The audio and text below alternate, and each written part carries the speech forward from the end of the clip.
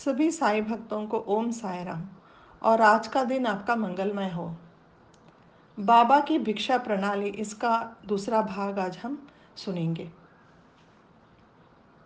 बाईजा माँ में एक बहुत खूबी थी कि जितनी भी बार बाबा उनके घर भिक्षा मांगने जाते थे वे उन्हें कुछ न कुछ देती रहती थी। कभी खाली हाथ उन्होंने नहीं भेजा बाबा को।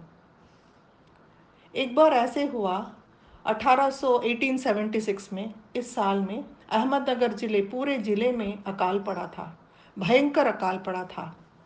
और भो सारे के सारे जिले में लोग भूखे प्यासे मर रहे थे। कुछ खाने को नहीं मिल रहा था। बड़ी संकट की अवस्था थी और लोग दुविधा में थे। इस परिस्थिति में बाबा सिर्फ दो ही घरों में भिक्षा मांगने जाते थे। एक बाईजामा के घर और दूसरा नंदूराम मारवाड़ी के घर। दोनों घरों से सिर्फ आधी आधी रोटी मांग के ले आते थे। इन दो परिवारों पे बाबा का खास आशीर्वाद हमेशा था। और बाबा ने उनको बहुत ही सौभाग्य भी दिया था कि इस अवस्था में भी उनके घर से उनका खजाना कभी खाली नहीं हुआ।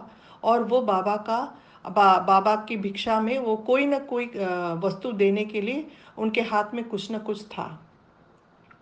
इस कारण क्या हुआ, आखिर तक उन घरों में कभी भी किसी खाद्य पदार्थ की कमी नहीं रही।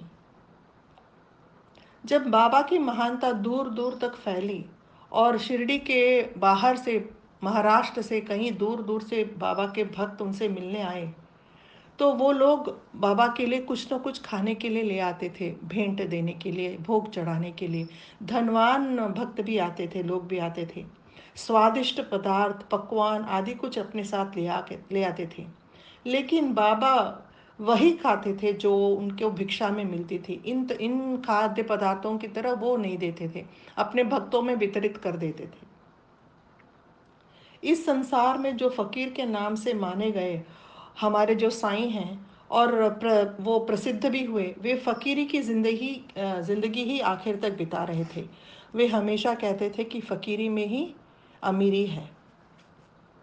उन्होंने कभी भी अपने लिए खाना नहीं बनाया और ना ही दूसरे दिन के लिए कुछ बचा के रखा या फिर उसके बारे में सोचा। जब उनसे मिलने आते थे तो बहुत ही मूल्यवान भेंट भी ले आते थे। बाबा कभी उन वस्तुओं की तरफ नज़र भी उठा के नहीं देखते थे, क्योंकि उनको उनसे कुछ लेना देना नहीं था। वे इस लौकिक जीवन के मोह माया में नहीं पड़ना चाहते थे। उनकी वृद्धावस्था में जब वे भिक्षा के लिए नहीं जा पा रहे थे, मतलब जब वे महासमाधि की तरफ जा रहे थे, तब भी उन्होंने किसी और भक्त को भेजा था भिक्षावटन के लिए। बाबा कभी कभी कुछ शारीरिक मुसीबतों को झेला करते थे, जैसे कि कब्ज, आंखों में कुछ तकलीफ, और अधिकतर बाबा को आस्मा से पीड़ित होते थे बाबा। कुछ अनोखी जड़ी बूटियों का इस्तेमाल करते थे और अपने आप को स्वस्थ कर लेते थे।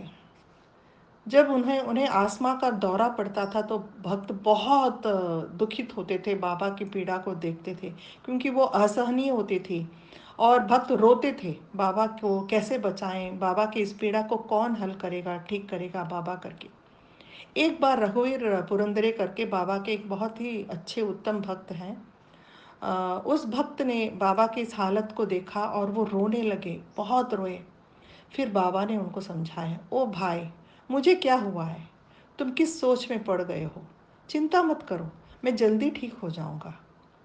इतनी अस्वस्थता में भी बाबा सबको बहुत ही सांत्वना देते थे और हर रोज़ भिक्षा मांगने जाते थे।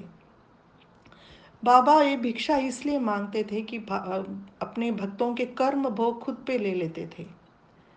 जब बिल्कुल चल नहीं पाते थे तब वो भक्त उनकी जो भी भक्त उनके साथ उस वक्त द्वारका में रहते थे, वो बाबा का हाथ पकड़ के उनको धीरे धीरे 5 घरों में भिक्षा लेने के लिए ले जाते थे। उनका उनका हाथ पकड़ के ले जाते थे।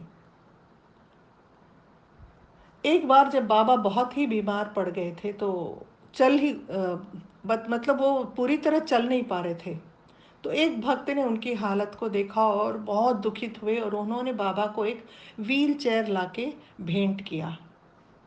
उन्होंने सोचा कि बाबा अभी आराम करेंगे इस व्हीलचेयर में बैठ के, जहाँ भी जाना है जाएंगे, या फिर द्वारका माई भी घूम पाएंगे क्योंकि अभी चल नहीं पा रहे हैं। लेकिन बाबा ने वो व्हीलचेयर अपने मतलब एक हाथ से एक ही बार छुआ, उसके बाद उसको एक तरफ करके रख दिया, कभी भी उसमें बाबा नहीं बैठे। आज भी वो व्हीलचेयर शिरडी के संस्थान के म्यूजियम में आप हम सबके लिए प्रदर्शन में रखा गया है।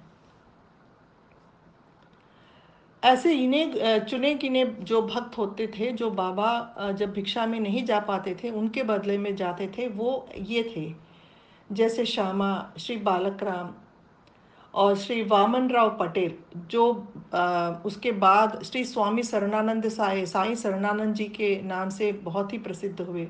उसके बाद प्रोफेसर जे जे नारके। श्री वामन राव पटेल ही आगे मैंने जैसे कहा श्री शरणानंद स्वामी जी बने, और उनको कई सिद्धियां प्राप्त हुई बाबा के कारण। बाबा में उन्होंने इतनी भक्ति दिखाई कि उनको स्वामी जी का पद प्राप्त हुआ। और 1954 में जब बाबा की संगमरमर की जो मूर्ति अभी स्थापित जो है अभी शिरडी में, वो 1954 में स्थापित की गई थी।